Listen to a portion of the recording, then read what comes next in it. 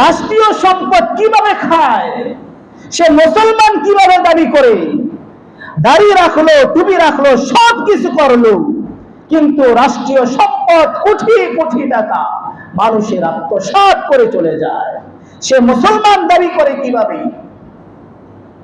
আজকে আমি মুসলমান দাবি করি, কিন্তু আমার ভিতরে চুরির অভ্যাস আছে, মদের অভ্যাস আছে, আমার ভিতরে জিনার অভ্যাস আছে। আমি কেমন মুসলমান? সে তো মুসলমান হতে পারে না। রসুলের কাছে আত্মসমর্পণ করেছে, ইয়া রাসূলুল্লাহ, আমি তো কালিমা পড়েছি, কিন্তু আমি একজন জান্নাতি মানুষ হতে চাই, আমি পবিত্র মানুষ হতে চাই। রাসূলুল্লাহ সাল্লাল্লাহু আলাইহি ওয়াসাল্লাম সবক দিয়ে দিলেন, হ্যাঁ সাহাবী শুনিয়া রাখো, তোমার চারটা বদ অভ্যাস ঠিক আছে, তোমাকে একটা সবক দিয়ে দিলাম, একটা আমল করবা। সাহাবী বলে, ইয়া রাসূলুল্লাহ, কি আমল বলেন? বলে যে তুমি মিথ্যা কথা ছেড়ে দাও। কি ছেড়ে দাও? সাহাবী বললেন, ইয়া রাসূলুল্লাহ, আমার চারটা বদ অভ্যাস আর আমাকে একটা সলিউশন দিলেন মাত্র, বললেন মিথ্যা কথা ছেড়ে দিতে। রাসূল বললেন, ঠিক আছে, তোমাকে আজকে সবকটা দিয়ে দিলাম, আগামী এক সপ্তাহ পরে তুমি আমার সাথে সাক্ষাৎ করিও। বলে যে ঠিক আছে হুজুর, আমি আবার আগামী সপ্তাহে আপনার কাছে সাক্ষাৎ করব। আমি চলে গেলাম।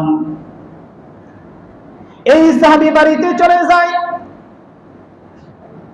বাড়িতে যাওয়ার পরে যখন নাকি চুরি করার সময় হয়ে যায়, এখন সে চিন্তা করতেছে, হায় হায়, আমি যদি চুরি করি, রসুল না বলেছে মিথ্যা কথা বলা যাবে না, আগামী সপ্তাহে যদি আমি রসুলের কাছে যাই, রসুল যদি আমাকে জিজ্ঞাসা করে, হে সাহাবী, তুমি কি রাতে চুরি করেছো নাকি, আমি রসুলের সামনে কিভাবে আমি দাঁড়াবো?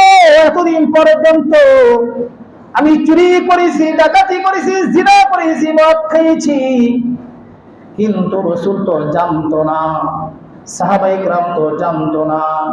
কিন্তু আমি যদি এখন চুরি করি, আমি যদি জিনা করি, আমি যদি মদ খাই, আমি যদি মিথ্যা কথা বলি, আমি রসুলের সামনে যখন আমি যাব, আমার রসুল যখন জিজ্ঞাসা করবে, হে সাহাবী, তুমি চুরি করেছো কিনা, আমি রসুলের সামনে কিভাবে আমি মিথ্যা কথা বলবো?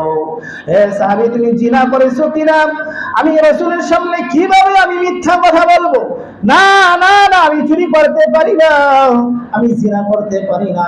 সাহাবায়ে কেরাম রসুলের সামনে থাকবে, আর সাহাবীরা আমাকে দেখে দেখে বলবে, দেখো এই চোর আসছে, এই জিনাখোর আছে, এই মদখোর আসছে, আমাকে ধিক্কার দিবে। না না না, সম্ভব না। এতদিন পর্যন্ত রসুল তো জানতো না, সাহাবায়ে কেরাম জানতো না, চুরি করেছি, ডাকাতি করেছি, ব্যভিচারী করেছি, মদ খেয়েছি, রসুল তো জানতো না। এখন থেকে আমি আর জীবনে কোনোদিন চুরি করব না, আমি আর কোনোদিন জিনা করব না, আমি মদ খাইব না। রসুল বলেছে, ঠিক আছে, যাও যাও যাও, তুমি কালিমার কারণে তুমি জান্নাতি মানুষ হয়ে গেলা। সুবহানাল্লাহ।